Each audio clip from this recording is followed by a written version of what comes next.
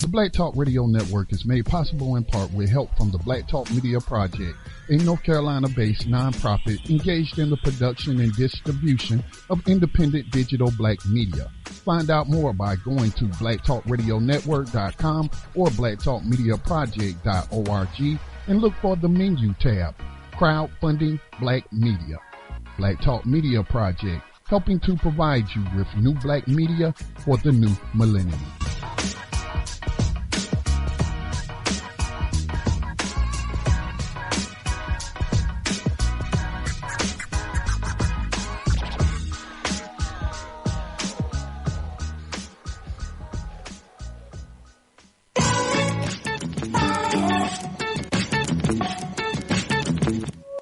And opinions expressed by callers, guests, and hosts do not necessarily reflect those of the Black Talk Radio Network and Black Talk Media Project. Black Talk Radio is new black media for the new millennium.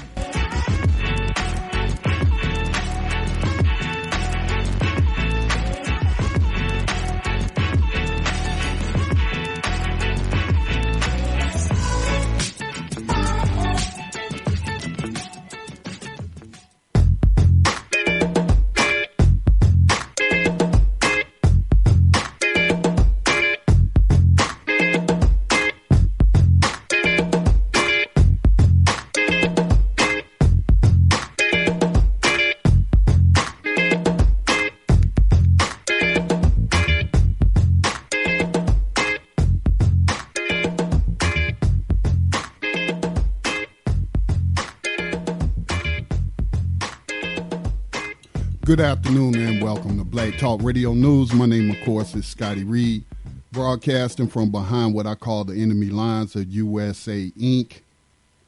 Been broadcasting since actually 2007. So, I mean, the years just fly by, in terms of how long I personally have been engaged in broadcast media, taking advantage of new technology to try to replace something that was lost. And certainly I've talked about before we even mention it in the Black Talk Media Project's crowdfunding black media campaign, how we lost terrestrial radio stations. And we can tie that or point directly to legislation that it's intended to put 95%, if not, I'm sure they were shooting for 100%, but 6 corporations control 95% of all media globally, not just here in the United States, but globally. So personally, that's how long I've been engaged in trying to provide an alternative. And certainly I'm not alone. Many other people that I know personally and have worked with and assisted them have also been providing the masses with an alternative brand of media for a number of years, and I certainly appreciate their efforts. Today's date is May the 12th, 2016. It's a Thursday afternoon, just one day removed from the weekend. I hope that your week has been productive and positive things have been happening in your world. But sometimes in order to make positive things happen, we had to plant the seeds, we had to toil the ground, and then only then can we collect the fruit. So there are so many different ways that we could look at various social ills in our community. And, how do we respond to address them? Because these problems are not just going to go away on their own. I don't care how much we pray. I don't care how much we meditate. If we're not willing to be the beings on this planet that's going to make that change happen, then it's not going to get done. That's not even spiritually correct. It's not. It's just historically it's not correct. It takes individuals forming a collective to change the direction or energy. So we're going to talk about, we're going to bring back Brother Kwabena, Rasuli, who represents Clear the Airwaves Project, which is seeking to remove music that inspires crime from the commercial airwaves. So they have an event coming up, and we're going to talk to him just shortly. Also want to overall look at mind control, particularly mind control through music. Do you think that's possible? Do you believe that people's minds, not everybody's not susceptible to all the external uh, um, weapons that are wielded against humankind. Everybody's not susceptible. Some are more susceptible than others, and it's music. It's music, and more specifically, the lyrical content, the words, and the ideals, and the emotions, and the vibrations that this music is creating and being pumped through millions of speakers. Can it have a positive or a negative impact? I've done the research, again, been interested in studying media's impact on the masses, more specifically the minds of the masses, since 2008, inspired by Malcolm X to investigate whether or not he is correct in stating that media is the most powerful entity on the face of the planet. So it has to be some mind control involved in that. So, I want to throw that out there. Do you believe that's possible? Do you believe that's what's going on? Or you believe that, it's not possible? You take the opposite view. All right. Also, today, you may not have known by paying attention to social media. I haven't even turned on the television to check corporate media. So I can't say about CNN, MSNBC. But today marks the first day of the Poor People's Campaign that Dr. King was working on. And they occupied Washington, D.C. in 1968 on this date for over a month to bring the plight of the poor to the decision makers, the policy makers in Washington, D.C., the Poor People's Campaign, and they had a Poor People's March. But, of course, Dr. King was assassinated, so we do want to take a listen again to Dr. King talking about this march as he toured the South and talked to people living in poverty, because certainly this is a issue today. It's a issue today. So, that's something that Dr. King was working on, and others were claiming to pick up the mantle. And sure, Lyndon Johnson, CEO of USA back then, claimed to create a war on poverty. But what we see now today is a war on the poor.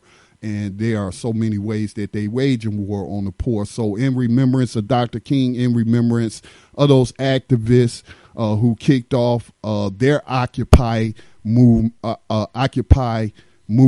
in Washington, D.C. To address the issue of widespread poverty. So definitely want to recognize that 48th anniversary. So let's go ahead and get Mr. Kwabena Rasuli on the line. I actually a little late calling him, but let me bring him in. I'm sure he understands. Hey, brother. Peace to you, brother Kwabena. Welcome to Black Talk Radio News. Appreciate your patience as I'm a little late calling. No problem, man. Good. I was listening online myself, so cool. All right. Well, welcome back to the program. I don't know. This might be your third, fourth time. I've been knowing you for some years, admiring your work from afar down here in North Carolina. And I certainly support, your efforts and all of the other activists who are associated with Clear the Airwaves project. I actually came across some of those older interviews, as when I posted today's promo, our website will serve up related content, and it served up an interview you did with us on this program back in 2013 about this very issue, bro. And Oh, really? I would like to check that one out back to 13. And it's so sad that we're still fighting it, huh?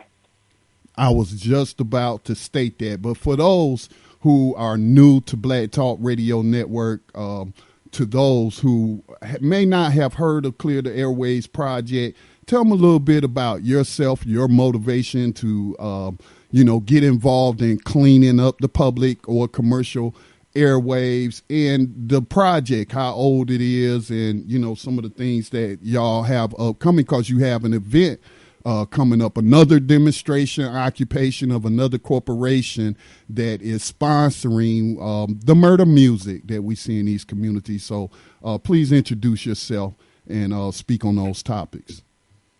My name is Kwabena Rasuli, again with the Clear the Airwaves project, and basically, man, it's just the love for music that I've had for I don't know how long, and the love for hip hop music, and just hardly not being able to fathom that we would allow our music to get to the point where every time our children turn the radio on, they're being called in, and that their mothers and daughters and sisters are being called B's and H's 80% of the time they turn the radio on.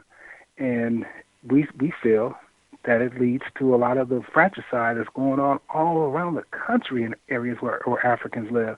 I'm in the Chicagoland area. I'm in Gary, and, we had 48 people shot during Mother's Day weekend. And we've already had, it's like 10 people getting shot a day in the Chicago area, 10 people a day, and the vast majority of them, Scotty, look like you and I. So and we equate a lot of this to the music. Music is culture, and culture is defined as a people's way of life. If your music is constantly telling you that you are in, that's a license to kill. That's a license to dehumanize. If they're calling your mama or your daughter or your girlfriend a B or H, then individually we don't allow people to talk to our women folk like that. And there's always contention and confrontation when that occurs. And that's a lot of it that occurs too. So we're saying stop it. You don't do it on these other stations, so don't do it on stations that target our people. And that's what we are. Like you said, you got a rap we did from 2013. We've been at this for quite a while now. And we're saying that by the end of 2016, we want it off the air. We're not going to try to go any further with it. And so we're calling on people. We're calling on other warriors, other people to join us in this fight to get this crap off the radio. We can do it. We must do it. And so we're just calling on the people. We need help. Now, one of the things one of the areas I would like to focus on, because today, as you said, you were listening prior to coming on air live with us. So I assume you heard that today is the 48th anniversary of the kickoff of the campaign and the march against poverty. Again, that was on May the 12th, 1968. Dr. King, of course, spearheaded that, but he was assassinated prior to that. So the reason I'm bringing up poverty is you said that we believe that the music programming plays a huge role in the poverty, but at the same time, I feel like there are other factors like poverty itself. When there's a lack of jobs, lack of resources, lack of opportunities in those communities, but then you factor in that you are programming people with these negative thoughts that lead, scientifically have been shown, if you plant thoughts in a person's mind, that leads to if it's a negative thought, negative behaviors, you plant that in their minds, it leads to negative speech, thought, and action. Or I should say thought, then speech, and possibly action. So I know we're not blaming the music industry entirely for poverty and associated violence, but at the same time, we do have to recognize the role and look at the scientific evidence that supports that very notion that we could do a study and I was thinking about this last night, Brother Kwabena. I wish that the Black Talk Media Project had the funding to award a grant to someone to do a study to correlate the reported violence statistics in certain areas, and then identify or include what the media programming is in that area, what type of music, what type of radio station, what's the programming, and can we find a correlation between violence and music? Again, recognizing that there are many factors that lead to social ills and whatnot, but me being a student of media, knowing its power, I got to figure, man, I got one for you right now. Okay. I got one for you right now. Do better now. which actually is this white preacher. He called him White Mike out of Jacksonville. I don't know if he went to HBCU or whatever, but I think he may have went to one out in Atlanta, somewhere in Atlanta. But he's out there. He has this group, and this church, I think, is multiracial, but they've been dealing with this music piece for a minute. And in 2013, they did a study of Clear Channel, and they saw where Clear Channel, they would give one sexually explicit reference on their station in the Clear Channel in Chicago, KISS FM, every time they give 25 sexually explicit references on WGCI. Now, KISS targets young white folks. WGCI targets young Africans. So it was a 25-to-1 ratio of sexually explicit stuff on a young station for young African children as compared to young white children. When it came to violence, it was they would get one violent reference per 50 that we got. One per 50, brother. And so when you look at the murder statistics in Chicago for the year 2013, there were 420-something murders. And I think it was like either 12 or only 18 of them, 12 or 18 white. Basically, so that percentage was 98% were other than European of the murders in Chicago in 2013. That correlates directly to the percentage of violent references that are on the station that targets their African listeners as compared to their white listeners. See, Clear Channel owns 8 stations in Chicago. And so that's one right there is direct reference, a 50-to-1 ratio. Well, you mentioned so if you had 48 to 2, that's 100. That's, 49 to 1. I mean, that's 98%, and that's 98% of the murders or other than white folks that took place in 2013. So that's a stat that goes right along with what they're doing. You mentioned that Clear Channel owns 8 stations. Interestingly, that's the limit that any corporation or entity can own in one market. And that was passed in the 1996 Telecommunication Act with Republicans working with the Democrats to pass this legislation, which led to the death of terrestrial black radio. And so I just thought that was interesting. Let me ask you this, though. Do you think that this is all a coincidence, or do you think that there is actually a social programming operation going on to get people to act in a genocidal, self-genocidal ways, or self-suicidal, harming themselves as a people? What are your thoughts? Yeah, I believe your second premise is what it is. It's obvious because they always talk about making more money, but they made money with conscious music or with just music that was not talking about killing people. So they can still make money. It's about programming. If you hear these songs 4 and 5 times a day, and they play them 15 and 20 times a day, you'll get used to them and you may start liking them. So they know exactly what they're doing in terms of programming us with this fratricidal, decadent, toxic music. They know exactly what they're doing. We've talked to them all. I want to get back to the point about Dr. King, that anniversary, and I think it's kind of relevant to something that we saw last night. Our comrade Fred Hampton Jr., Chairman Fred Hampton Jr., posted something last night about a shooting in Chicago where 4 people were shot on 71st and State at a bus stop. And so he posted like the news report. News report showed the reporter that was white, showed the shop owners that were not African. I think they were Arab or something. A couple shop owners that were there. All the police they showed were white. And I thought about, okay, this is an example of the economic issues. Now, when we see all these people who are there working and making money, were not African. But I guarantee you, in more cases than not, the perpetrator and the victims of those shootings were all African. And so that goes into the economic aspect of the crime and the violence that occurs. And that's what we're dealing with in Chicago, communities like Gary, and communities all over the country that we're suffering like this. And so, no, Dr. King, what he was working on before he was assassinated was correct. And it still plays a role in our conditions today. And plus, Scott, you add to that, another thing that we have is self-hate. Because white folks drink, they got guns, but they're not killing each other to the extent that we are, because they don't have the self-hate that we have that's been ingrained in us. And like I said earlier, 90% of the songs, every time our children turn the radio on, they're not being called the N-word in one line on the song. They're being called, N-bombs are being dropped on them like they dropped them bombs on Libya, man. on Tripoli.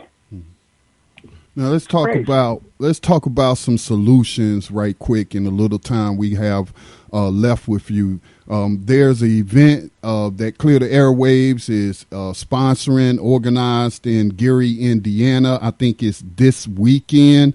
And if I understand it, the tactic, well, I do understand it because, we've long supported your efforts and putting the spotlight on the businesses that sponsor the murder music. These corporations like McDonald's, Walmart, and they'll put their family friendly commercials on TV and on the radio, but they are subsidizing, this foul music. And I was thinking about this, Brother Kwabena, and then please give us the details on the upcoming event. I was like, you know what? Y'all should make a CD of, let's say, 12-hour playlist of whatever the Murder Music Corporation station is in that area.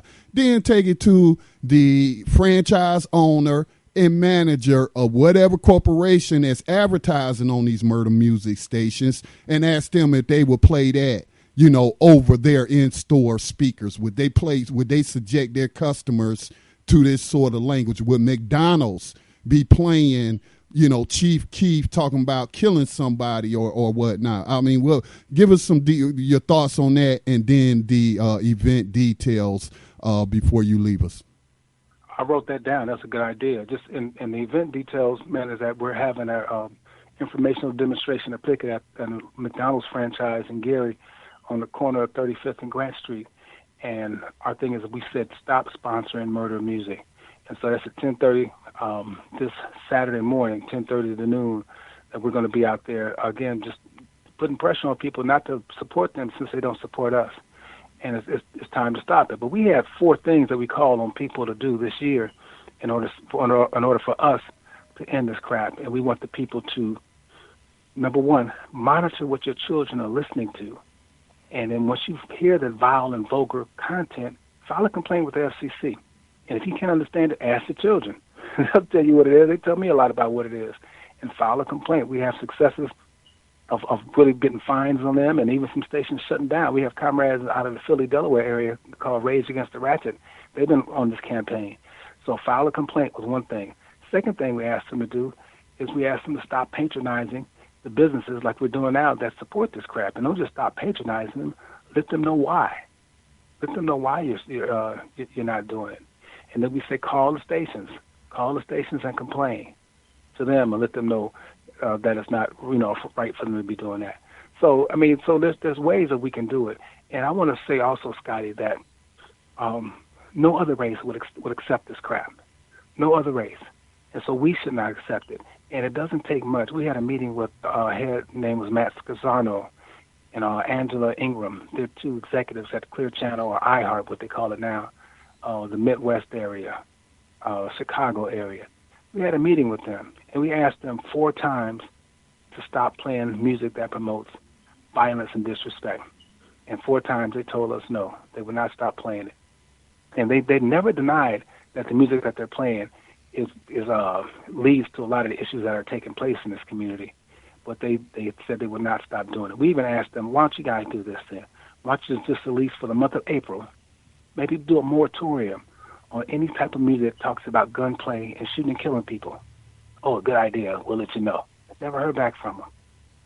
So they don't care about us. That was iHeart, now the Crawford Broadcasting Station, which is Words, Power 92.3. They don't even call us back.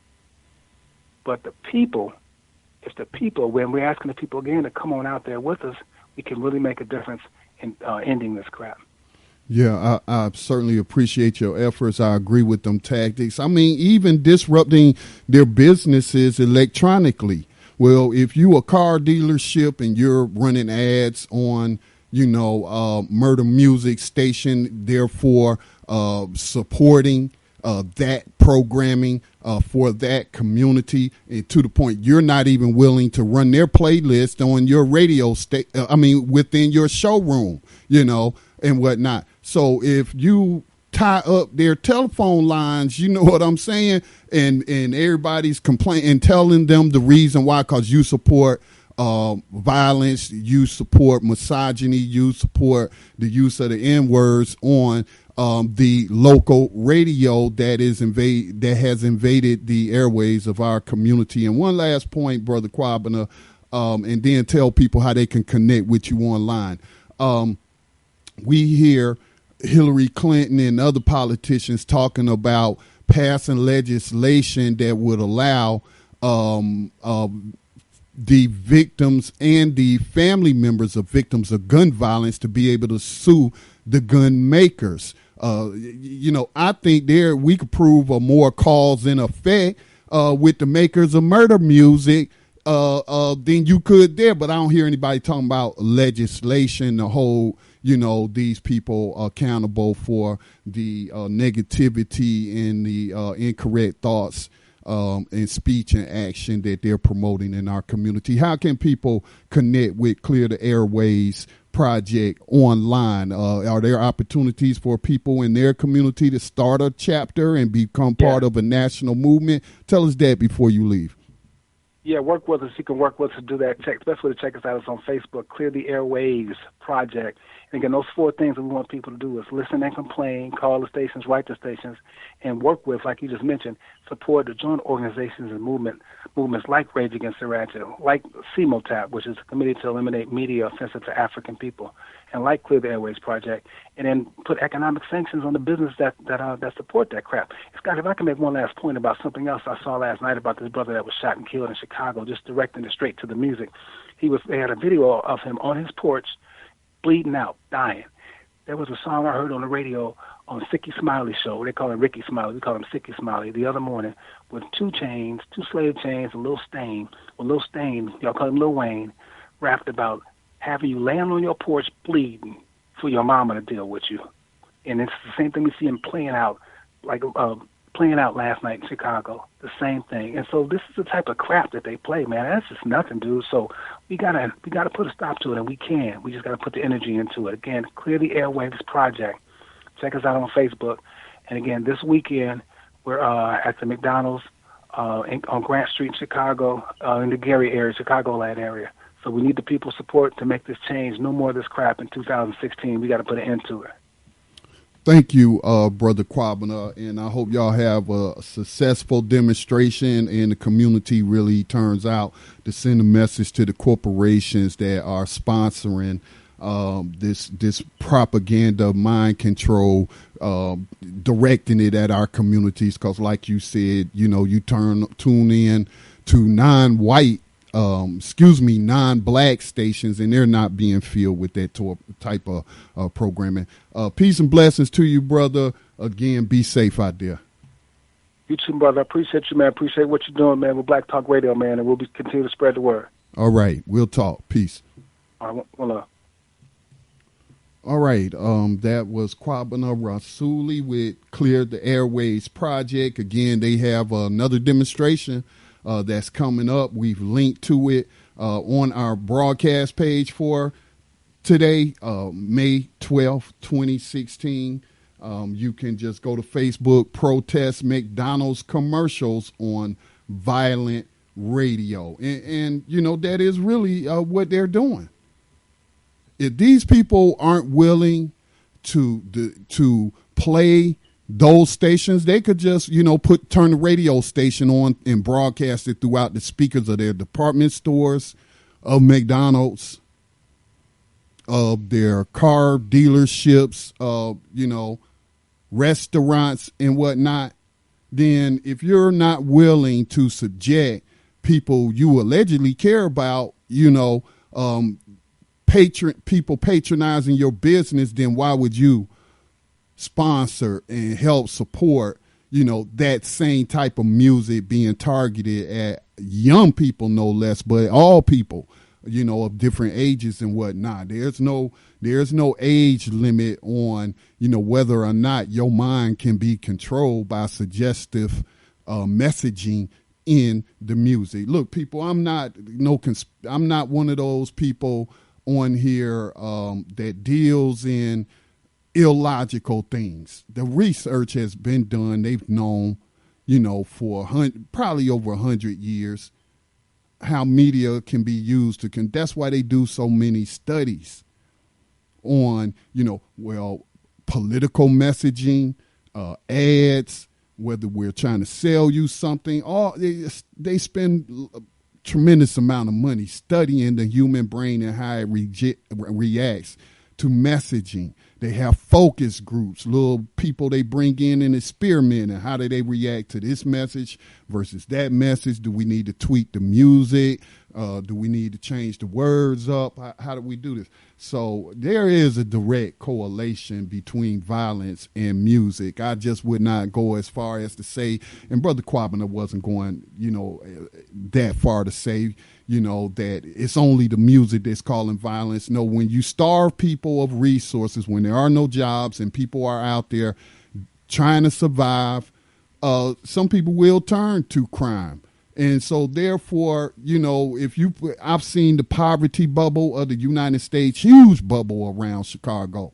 But then you throw in this music that's being targeted at them, that's telling them to be thugs, to be criminals, to just all sort of negative messaging.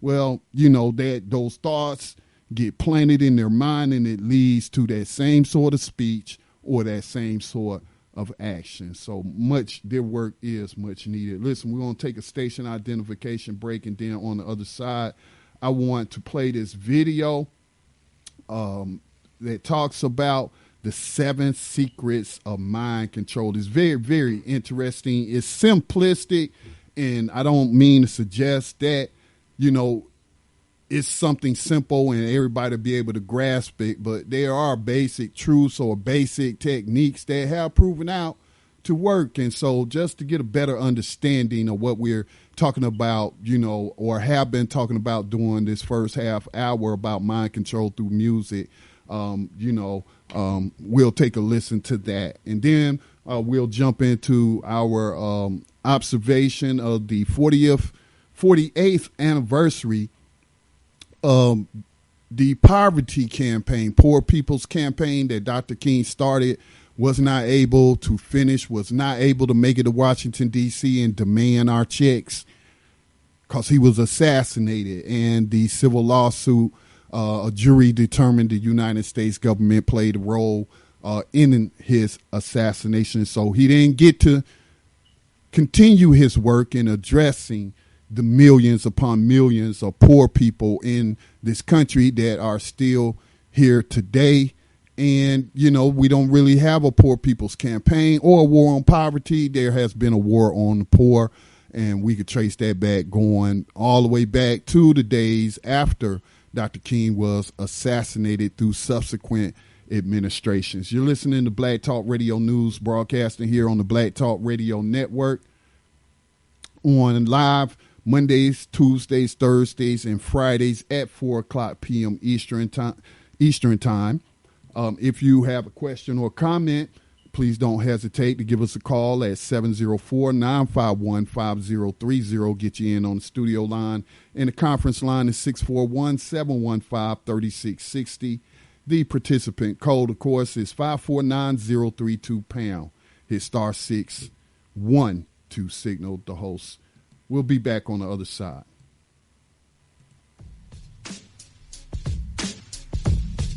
The Black Talk Radio Network is made possible in part with help from the Black Talk Media Project, a North Carolina-based nonprofit engaged in the production and distribution of independent digital black media. Find out more by going to blacktalkradionetwork.com or blacktalkmediaproject.org and look for the menu tab, Crowdfunding Black Media. Black Talk Media Project, helping to provide you with new black media for the new millennium.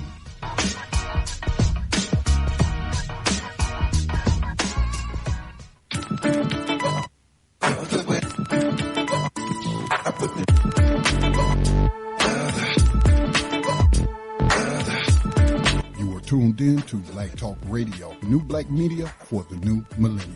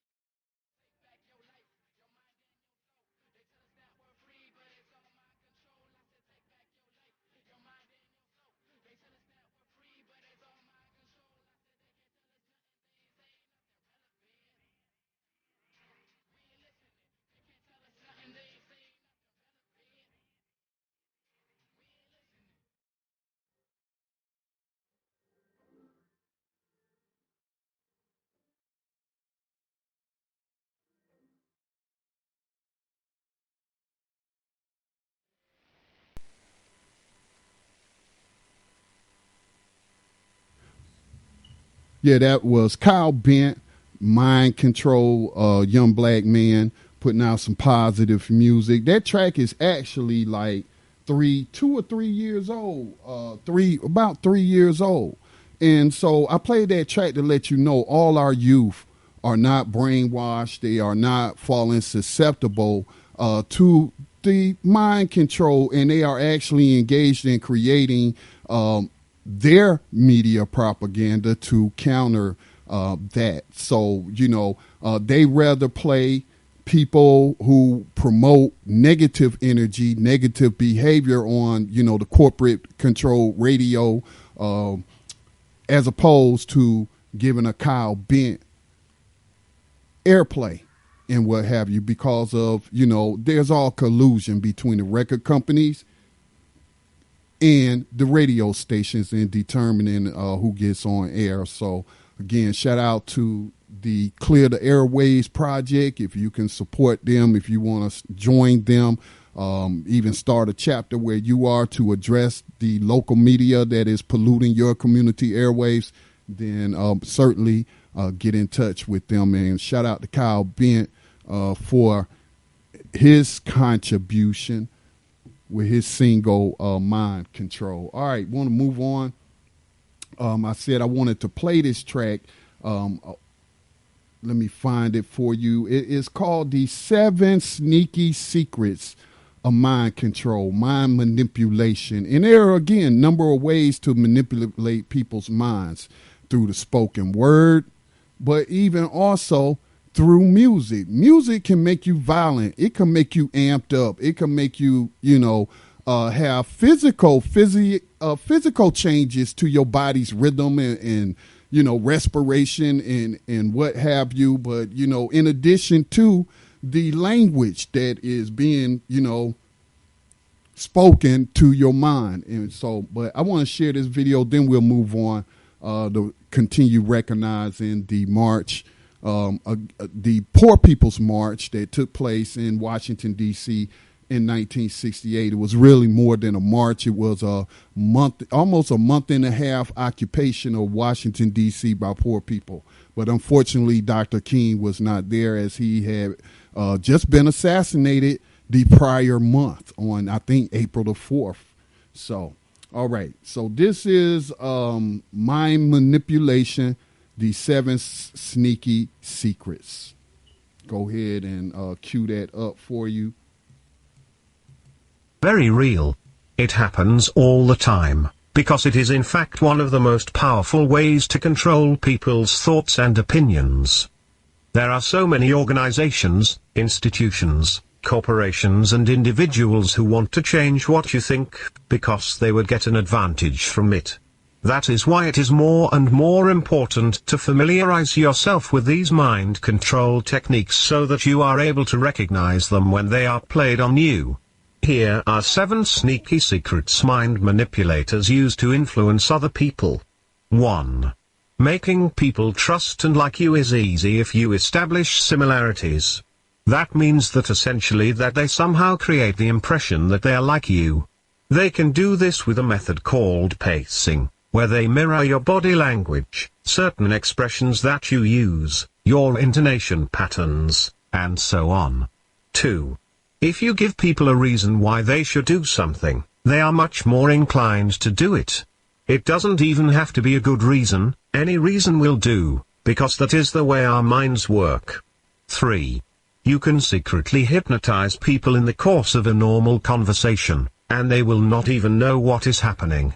With the use of hypnotic language patterns, you can then implant hypnotic commands into their minds. 4. You can get people to do the most unbelievable things that they would not otherwise do if you just can get them to make a small commitment toward that action first. It is important that you do not try to get them to commit to the big thing first, but instead, just get them to do something that is seemingly irrelevant. This way, you create a kind of psychological momentum that takes on a life of itself. 5. It is more powerful to manipulate their emotions than to argue with logic. Most of the decisions we make because of the emotions that drive us, and we then use logic to justify these decisions. That is just human nature. 6. If you can show that what you want them to do is what other people who are like them also did, they are much more inclined to do it. Even better, if you can show them that people who have what they want did the same thing that you want them to do, they will be eager to do it too. 7. If you can create a perception of authority, they will be much more inclined to follow your suggestions. One example of that would be if you can show that you have been published in the media and established yourself as an expert. Another kind of proof of authority is an academic title, or impressive clothing. You have now learned 7 secrets of mind manipulation. None of them is revolutionary or mind-blowing, but combine these elements together and you get a powerful method to influence and manipulate other people's minds. For more detailed instructions and mind control techniques, visit www.conversationalcoercion.com and grab your exclusive copy of the Conversational Coercion Crash Course while it's still free. All right, I thought that was very interesting, and I've seen people like, all right, there has been people in the media, and by the way, you're listening to Black Talk Radio News. We do welcome your comments, your questions, and of course through your calls. But for example, Draymond Green, I think is his name, the NBA basketball player that was given a press conference. He played for the Golden State Warriors, who are favored to win the NBA championship. And he was given a press conference with one of his teammates. And while his teammate was speaking, he just zoned out. Has that ever happened to you where, you are in a room full of people and then you start thinking about something so deeply that you get this zombie-like expression on your face like you have zoned out? But he was aware of his surroundings because when his teammate mentioned his name, he responded. He came out of his trance-like state, but he probably was just in deep thought about something and he looked. But all these people on the internet want to talk about MK Ultra, mind control, and all this. What that is, MK Ultra is a real CIA program run by the U.S. government experimenting with LSD to control people's minds. But, we want to automatically take things to the extreme. And that's why, people then start questioning your credibility because everything is a conspiracy theory or everything involves some kind of, complex plot. Why would somebody, control Draymond Green's mind? And why would he spacing out for a matter of about maybe 4 or 5 seconds in deep thought make you put out videos about, this is the government controlling Draymond Green's mind? No. See, we want to take it to an extreme and we want to ignore the real simple techniques that have been proven to work that we don't even realize is being used against us. Again, I'm not talking about everybody. Everybody's mind do not work the same way. Everybody has not done the research into different things. They may not be even aware of these threats. They just haven't been exposed, to these things. And so, certainly through music, you can put suggestive things in there, especially in your hook. The hook is, repetitive. They call it the chorus also.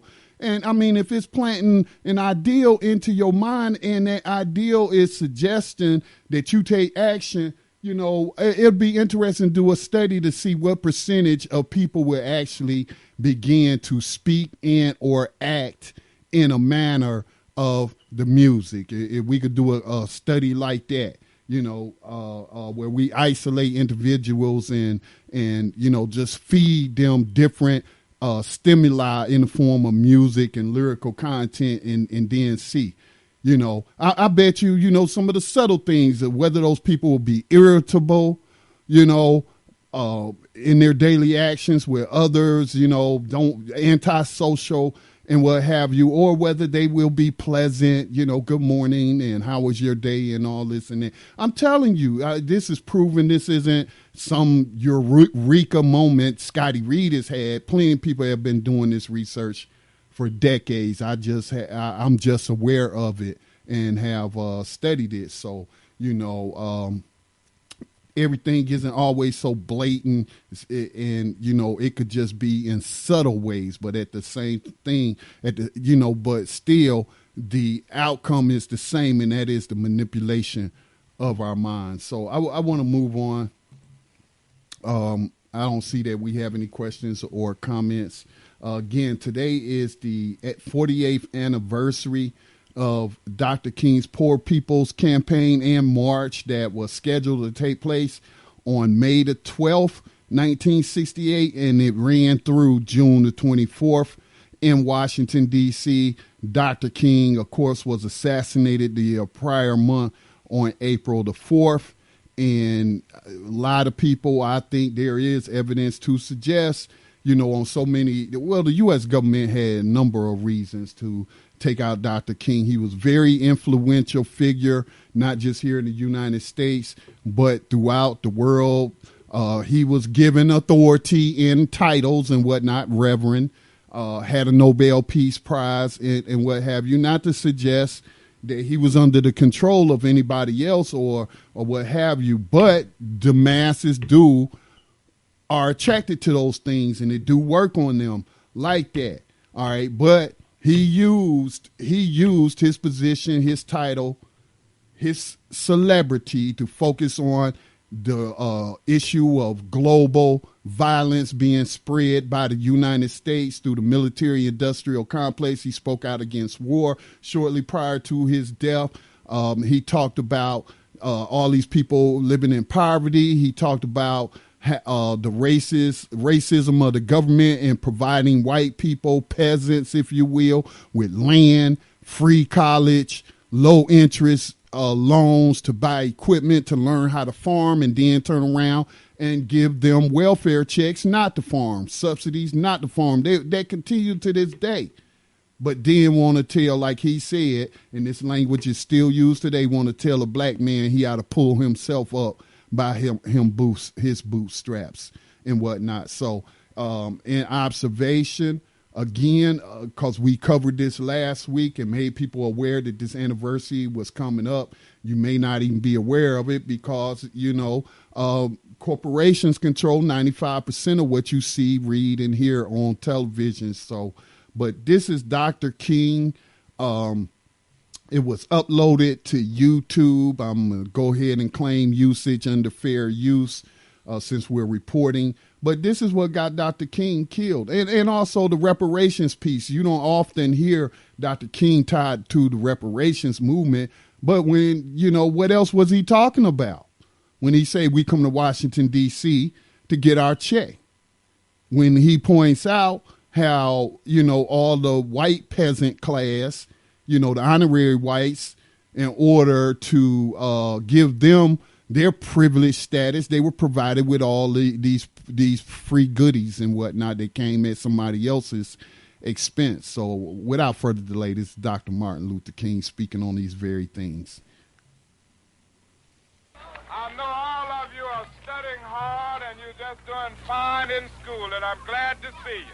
In the last 2 months of his life, Dr. King faced the idea that civil rights alone could not solve the problem of poverty. All right, I'm going to stop it there because that YouTube video is very low and I forgot. Let me see if I can increase the audio on it. I'm going to have to work with it. In Mississippi today. Okay, thank you for coming. Thank you. Started over. I apologize. I know all of you are studying hard and you're just doing fine in school, and I'm glad to see you. In the last 2 months of his life, Dr. King faced the idea that civil rights alone could not solve the problem of poverty. In Mississippi today. Okay, thank you for coming. Thank you. He roamed the South, trying to gain support for Poor People's Campaign. Its goals: full employment, a guaranteed income, and decent housing for every American. People just don't know, but it's really hard. Not only me, it's so many more in the same shape. I'm not the only one. It's just so many of us right around. It's just no have shoes, clothes.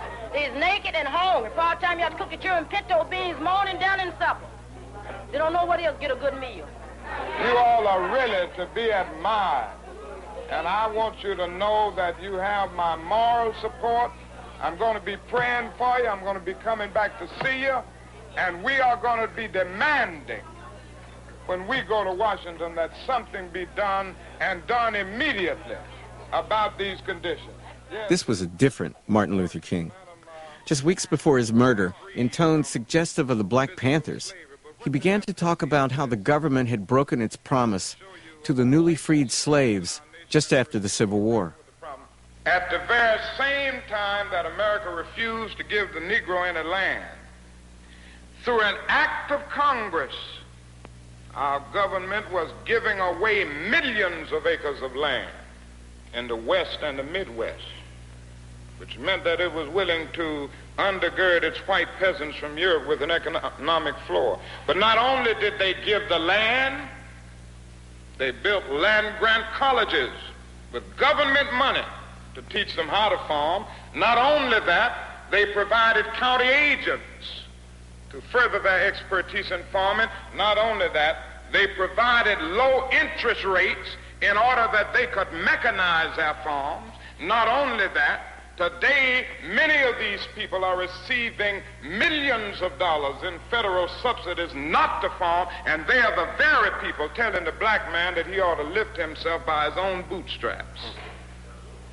And this is what we are faced with, and this is the reality. Now, when we come to Washington in this campaign, we are coming to get our check.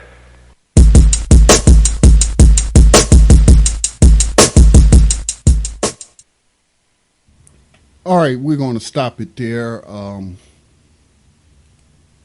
Then, shortly afterwards, Dr. King was assassinated. Just to give some historical context here, he was talking about, the Civil War period, and they refused to give, black people any land. And specifically, we're talking about enslaved Africans. All right. Refused to give them any land, didn't do the 40 acres in the mule. But Andrew Jackson had no problem taking more land away from Native Americans and giving it to white Europeans.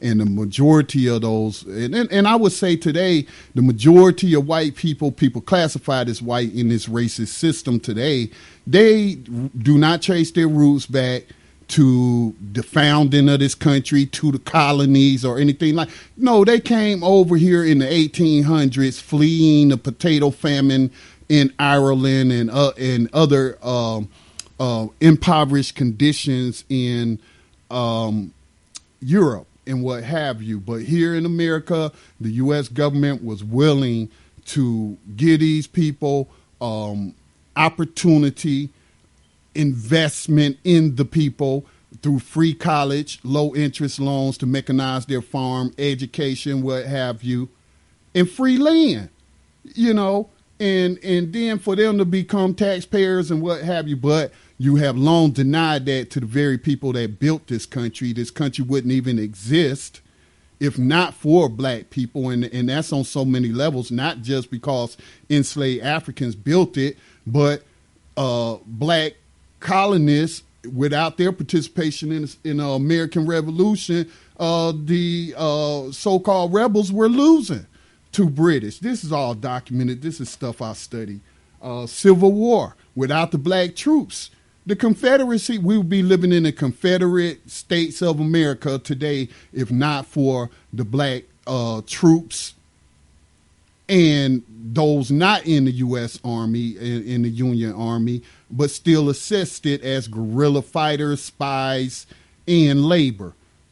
So much, but, these people come from Europe after all of that and just get free land, and then you don't do nothing for the enslaved Africans, nothing for the free black people who, once again, saved this country and what have you, and, induce this terrible poverty that is still with us today. Now, of course, today, still black people, other non-white people, I'm talking like Native Americans, especially those living on reservations and what have you, are again facing disproportionate levels of poverty, and nobody wants to, help them. Nobody wants to pay what is owed to them in the form of reparations. All of this can be classified as reparations. So, it's just a shame that Dr. King's dream in addressing poverty, where everybody had housing, everybody had a guaranteed income for those that can work, everybody got an education. Oh, that dream just, died with him. And then I hear so-called educated black folks today talking about, people who want free tuition at public colleges. Oh, y'all just want something for free. For those that want universal Medicare, oh, y'all just want something for free. They have no mind for the poor people whatsoever. No mind for what they have already paid. That's already been paid for by them or by their ancestors to so-called live in the richest country on the face of the earth, which we know is monopoly wealth. But still, all of this spending is going on. And it's probably worse today than it was in 1968 because we have a larger population today. And y'all know it's true that today we have a historic gap between the haves and have-nots, between those in poverty and those in the top 1% who control. I've heard figures, they might be higher than 80% of the wealth, 85% of the wealth. 1% of the people control 85% of the wealth, or it's in their hands. The rest of us are literally starving. The reports come out every day, but people want to ignore them. And today in Washington, D.C., since this is where that march took place on this date, or the campaign rather, the occupation of Washington, D.C., to bring attention and demand legislation to address the systemic institutional poverty in Washington, D.C. today. It's being reported that there are more homeless families than there are homeless single adults. Now, you think about that. Think about it. I've heard that there may be up to 500,000, 1 million, maybe as high as 2 million homeless vets on the street. Now, that's individuals. They may be male, they may be female. Those are individuals. They will be counted as homeless adults. But we're talking about entire families are homeless now. Right there in Washington, D.C., where they just had that black tie dinner event called, what was that, the Correspondence Dinner or Award, with President Obama and other people telling N-word jokes and what have you, while all of this poverty and suffering is going on. And to just keep it real, the poverty on this level, Dr. King knew it, and you should know it too. This is not something we can just address ourselves. Again, we're making demands of what is owed us in the first place. But this is not just about becoming, all of us, or as many as possible, becoming entrepreneurs so that we can hire black people and give them jobs and then circulate black wealth. Man, that's like a 30-year plan, when we're right now at a historic point after the 2008 crash, where historic amounts of black wealth was wiped out. And then we're counting our wealth in the form of housing ownership, and now we got all these homeless people. So we ain't talking about no 35-year plan that's not going to pull 40 million plus people out of poverty. No, yes, each individual should be looking after themselves, but again, each individual doesn't have the wherewithal nor the resources and no one to show them how to address these issues. And then a lot of it is geographical. You can't fish, for your dinner if you live in an urban jungle. You can't hunt unless you're going to eat some possibly rabid squirrels that's been surviving off of garbage or eating rats or whatnot. So it's just a shame. It's just a shame that, when we look through the lens of history, just back to 1968 at this campaign for poor people, and it's just, been a war on the poor, to put it simply, a war on the poor. And it's in many ways. Not just cuts every year with, bipartisan support from Democrats and Republicans of the SNAP program, of the WIC program, of education, closing schools, all that. It's not just those ways that there is a war on the poor, but all of this leads to slavery. That's the root of the system, is slavery. And yesterday, NPR, and we actually last night highlighted this on New Abolitionist Radio and talked about it for years, about, not just the prison plantation, but the money they make off of you in jails. Again, pointing to Ferguson, what was exposed in the Ferguson report. And then, Ferguson wasn't the first. So yesterday, NPR did an interview with the author or a representative of the organization that were talking about how the poor are targeted by sheriff's deputies, by the bail system to prey upon them. And this is destroying lives, millions of people. And none of this is going to get changed by us simply meditating, unless we're getting millions of people to meditate and direct their energy at manifesting physical solutions and what have you. So, it take activity in both the spiritual and the physical, the metaphysical and all of that. But ain't nothing going to get done if it ain't no physical feet and hands to get the task done. But I just want to listen to the first 5 minutes or so of this report from NPR about another way the poor in America are being attacked. This is Fresh Air. I'm Terry Gross. In America's ongoing debate about the criminal justice system, city and town jails get relatively little attention, even though there are nearly 12 million admissions a year, and that's nearly 19 times the admissions to state and federal prisons.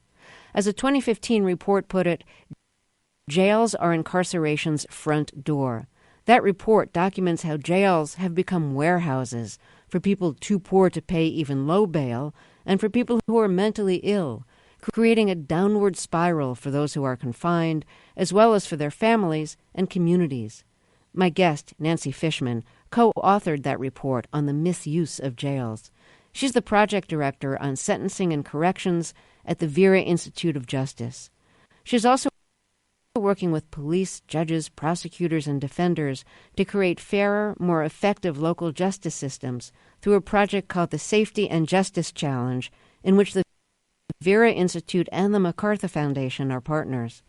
The project is funding 20 jurisdictions to help them develop effective ways to help keep people out of jail who don't belong there and to more effectively reintegrate people into the community after they're released from jail. Nancy Fishman, welcome to Fresh Air. Let's start with what the difference is between jail and prison, because I think a lot of people are confused about that. I think you're right. I think it isn't actually something that's in common parlance. So a prison is either a state or federal facility that houses people who have been convicted of crimes.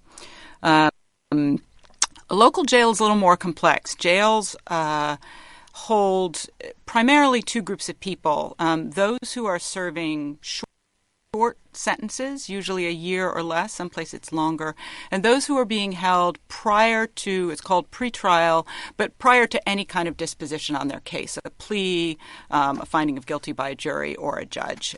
Jails also sometimes hold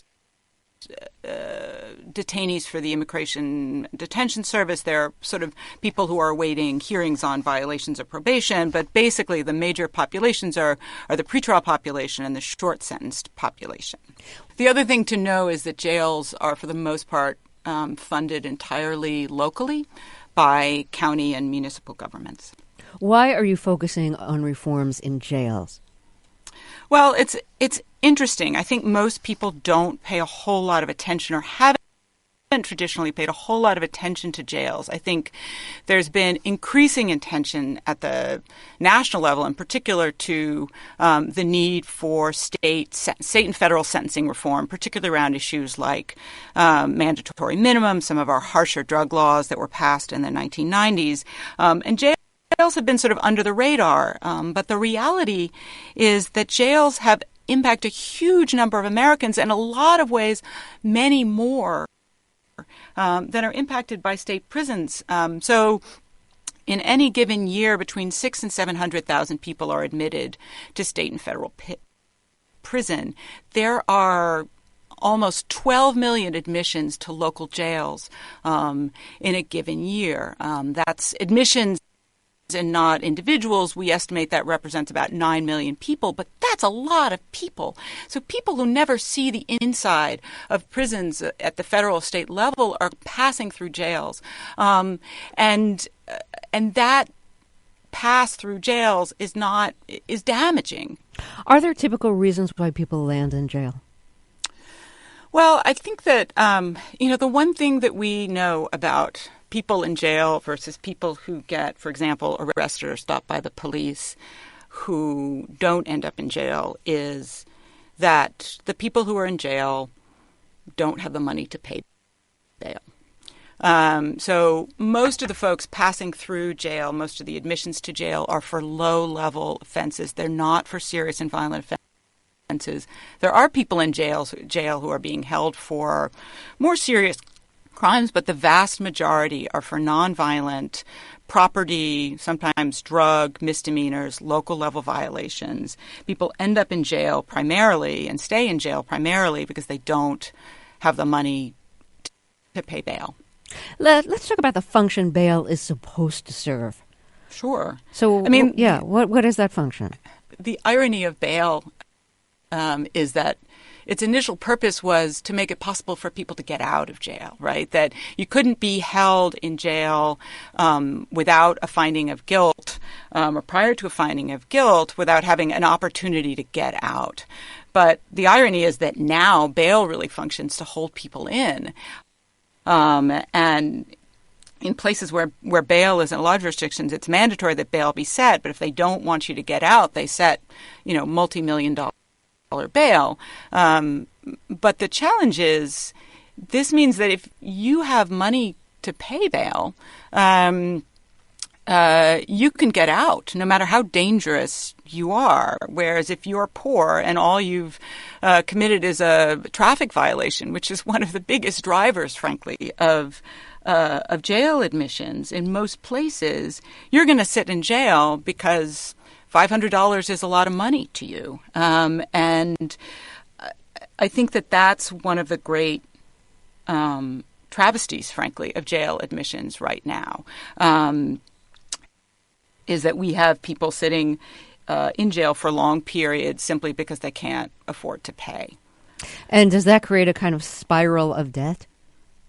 Yeah. I think a lot of places, particularly in some of the smaller jurisdictions, there's a huge network or a huge burden, frankly, of fines and fees that are associated with a jail stay or with any passage through the court system.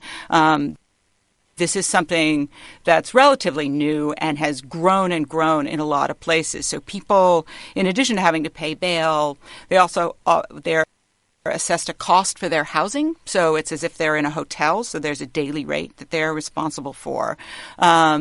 They will have to pay the cost of any lab tests associated with their case. They will have to pay the cost of drug testing. If they apply for a public defender, a lot of places actually have a fee. You have to actually pay money to apply for a public defender who you get because you can't afford to be represented. There are other costs. People get referred into programs, drug treatment programs, or they're required to be drug tested when they're out. They have to pay for those. They will often have to pay for the cost of probation supervision. And so you're talking about people who often come in fragile economic situations and end up that much worse by the time they get out. All right, I want to stop it there as we're about 12 minutes over the broadcast. But, Ferguson, that's everything we've seen in the documentaries and the reports on Ferguson, everything she talked about. Sandra Bland came to mind, unable to afford bail to get out. Next thing you know, she's dead in a jail cell. There are perhaps thousands of Sandra Blands and many, many others who unjustly are forced by this capitalist system. Again, the first notation I've heard of capitalism or a form of it was Thomas Jefferson talking about in his memoirs about how he can increase his capital or his wealth by how many enslaved African babies was born on his plantation. I think he found something like a 4% increase in his wealth. So, again, today we just want to recognize the anniversary of Dr. King's Poor People's Campaign and how that campaign has been abandoned today. And it's actually been the exact opposite, a war on the poor. And then also, the psychological, looking at, me just observing some of the comments I hear from people on radio programs, whether they're callers, whether they're talk show hosts, whether they're on television or whatnot. And now, if you come up with an ideal of, what? I already pay taxes and all this, I pay taxes, I pay sales taxes, I pay property taxes.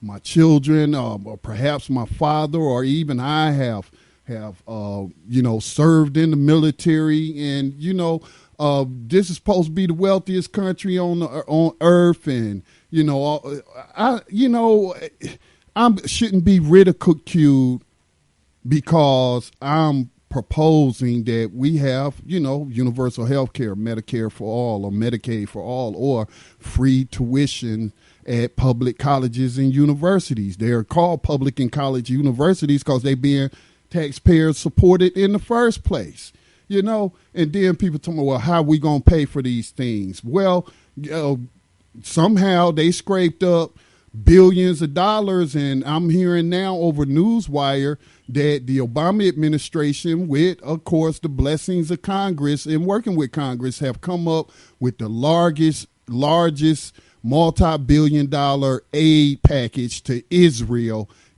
in history.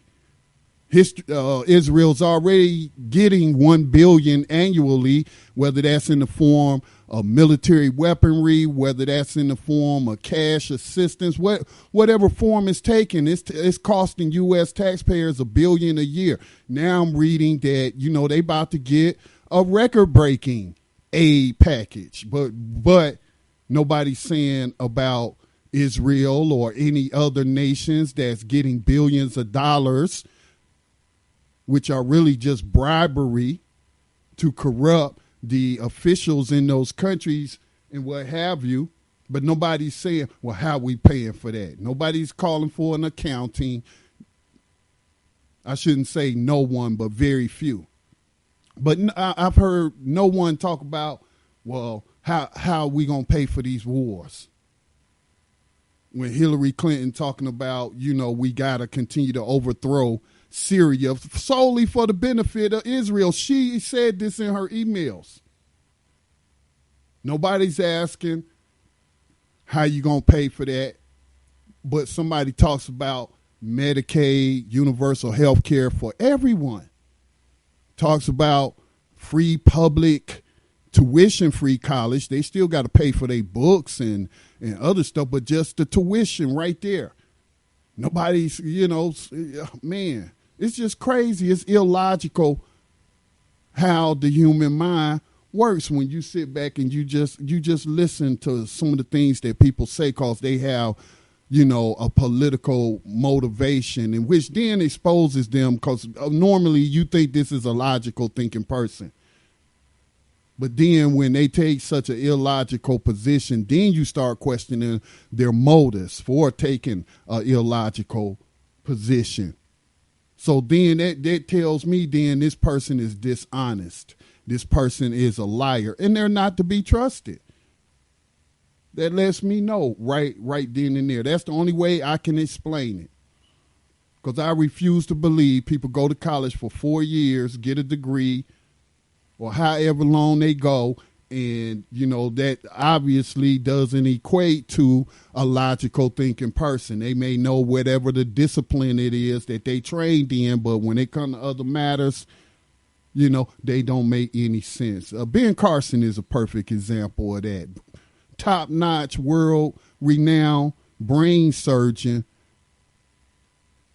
But when it comes to matters of slavery, matters of social issues, this dude is acting like he on LSD or something. We're wondering, how is his mind working? We just abandoned the poor. And I've even heard a right-wing Christian black man use an excuse to say what the Bible say, Jesus say the poor gonna always be with you, as to suggest that text is telling him to, don't worry about them, they always gonna be there. So no matter how you try to help people, no matter the social safety net that you will erect, no matter how you do the things you commanded to do, the poor gonna be with you. So why even try to eliminate poverty? Why even try to eliminate homelessness? It's really pathetic. And then we look today at homeless families surpassing homeless adults in Washington, D.C., the headquarters of USA Inc. And then just last week they had black tie events where the champagne was flowing, the filet mignon, whatever these exotic dishes that cost a whole lot of money. People laughing and joking about the N-word and whether President Obama is a nigger or not, my nigga, and if that's appropriate, and all these homeless people out there in the street, all these homeless families. You know what? They ought to go ahead and set up a tent city. If they're unable to purchase tents or whatnot, somebody in that area, go ahead and start a fund to buy these people tents and what have you, and let's, set up a tent city and let them go stay in front of the White House. I don't see many images or whatnot about the Poor People's Campaign in March that took place in 1968. Perhaps I haven't looked hard enough, but I don't see those images being promoted. Those people were there from May the 12th to June. Let me take a look at my notes. June the 24th. That's a month and a half. That's a month and a half. That's a month and 12 days, nearly 2 weeks. So, yeah. Well, what do you think they were doing? Where were they staying? I'm sure, they didn't have the money to go stay up in the Hyatt Regency or the hotels or whatnot. I don't know. And I ain't saying this to antagonize anyone, but just simply to make us think about things. But, the Million Man March, the second one and whatnot, when all these people traveled and stayed in hotels and gave the money right back to the enemy. And I do understand the importance of coming together, but it's more strategic to come together on a local level. And with today's technology, you can link in people from all around the country and put everybody on video. I mean, come on, y'all. Come on. The connections are more important on a localized community level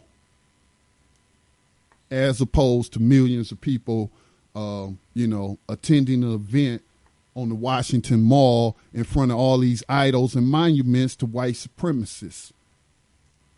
Just a thought, not to criticize anyone, just an observation, just a thought, because we need to, quote unquote, refine our tactics and what have you. But I wonder what those people were doing. But since we have so many homeless families and adults in Washington, D.C., perhaps those activists out there in that area should demonstrate and do a reenactment of the Poor People's Campaign in Washington, D.C. Let them stay there. And then we can, send food, what have you, whatnot, until we get the legislation. See, we don't do it like that anymore. We don't make any demands of the system that is, whether you want to admit it or not, is controlling all of your movement, all of your activity.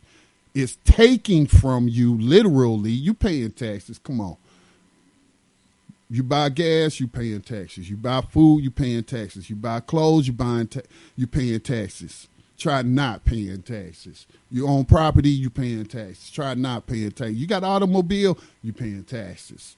Try not. They taking it from you. And so, there's this story about the unstoppable force meets the immovable object. But it's like I hear suggestions that people just move. They are the movable objects. So what happens when an unstoppable force, as some people describe the racist system as being unstoppable? I'm not one of those who believe that, but certainly has a lot of power in having its way right now around the planet. But when that kind of force meets a movable object, then what do you think? They're going to push us right into the grave, right into slavery. In fact, they've never stopped. Only reason we're breathing is because our bodies are capital and they're providing profit and jobs for someone. And today is a little bit more complicated. It's not just black and white, because now we got black cops, prison guards, wardens, CEOs of USA Inc., and they still engaging and presiding over that same system of slavery. So to explain that, we call it proxy racism. So anyway, let me see if there is anything I am forgetting, but shout out to those brothers and sisters, regardless of their ethnicities, religious or whatever classifications, who turned out back then and was, ready to be led by Dr. King to get reparations and to get resources that are owed, still owed to black people. This country wouldn't exist as a nation without the black man and his gun on the battlefield. So much is owed. And then for hundreds of years of racial discrimination, even if it's been eliminated from the law books and the code, it's the implementation and no accountability and how people are targeted. But all of it is wrong. So, but shout out to those people who turned out all those years ago, starting on this date, May the 12th. And I'm sure there was a tribute and the honoring of Dr. King. And here we are today, and that message is needed more than ever. Because the more poor people you have, the more unstable your country is. That's, because it all leads to violence and crime. People are not just going to lay down and die for you or whatnot. They're just not going to do it. You had to come up with more elaborate mind control through the music to get them to kill themselves. But, most right-thinking people are not just, regardless of their economic situation, they just not going to commit suicide. They not going to stop eating. And see, that just leads to insecurity for everyone. You can't keep hoarding and taking everything, so few people taking so much, and there's nothing left for the masses. That has led to revolutions. It's just common sense, man. History always repeats itself. So it's like people don't learn from that history. Recognize the fact that you do live behind enemy lines of USA Inc. If you live anywhere on this planet, you are behind those enemy lines. It's a battlefield out there, and you need to really, really believe that and make sure that you're taking precautions that you don't become a casualty. That, there's no guarantees. Bombs can just drop from the sky and kill you. And so no matter what kind of codification you was practicing, however you was dressed or whatever, nothing can stop you from, bombs that's just dropped on you and what have you. But, you can take precautions so that you're not killed by enemy soldiers out there. And, it just starts with just simple awareness and being aware of your surroundings at all time, whether you in public or whether you at home. I look out my windows. I walk around the house. I just do not sit in my house lost in television or lost in this radio program. I take opportunities to look out the window and be aware of what is going on down the street, up the street, in the backyard, in the front of the house, and all that. So you should conduct yourself like that. When I go to Walmart or anywhere, I need to go post office, whatever. I'm looking always aware of the characters, the people around me. I'm checking them out, see if they got any unusual bulges and whatnot. And, it's just being on high alert. And, if you live on the battlefield, you should be always at the highest alert. All right. Till tomorrow, peace and blessings to all. Oh, before I close out, Tendo Radio Show is not on air today. Dave had to attend the event, and I guess there was no guest host that could step in. So we're gonna go ahead and end the broadcast. But at 8:00 p.m. Eastern time tonight on May 12th, Blacks in Business Radio will be on air. And they will be talking about trade shows and, having to do with business and why the advantages and disadvantages of going to trade shows and what have you. So, again, that's a program that focuses on the entrepreneur spirit among us. All right. Till tomorrow, peace and blessings to all. This is Scotty. I'm out.